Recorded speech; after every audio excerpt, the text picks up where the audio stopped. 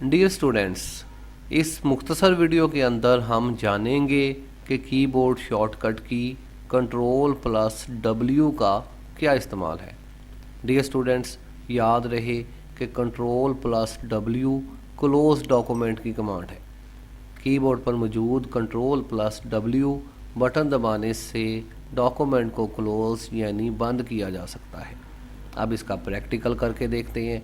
Dear students, यहाँ पर मेरे पास माइक्रोसॉफ्ट वर्ड में एक डॉक्यूमेंट ओपन है जिसमें कुछ तहरीर लिखी हुई है। अगर मैं इस डॉक्यूमेंट को बंद करना चाहूँ तो यहाँ पर हम Ctrl+W प्रेस करते हैं। जैसे ही आप अपने कीबोर्ड से Ctrl+W प्रेस करते हैं तो यहाँ पर एक बॉक्स आपके सामने आ जाता है। यहाँ पर पूछा जा रहा है कि आप इस फाइल को सेव करना चाहते हैं तो यस पे क्लिक करेंगे। अगर आप इसको सेव नहीं करना चाहते तो आप नो पे क्लिक कर सकते हैं, या फिर आप कैंसिल पे क्लिक करके इस पूरी कमांड को कैंसिल भी कर सकते हैं। उम्मीद है कि आपको समझ आ गई होगी कि Ctrl+W कमांड का इस्तेमाल कहाँ किया जाता है। शुक्रिया।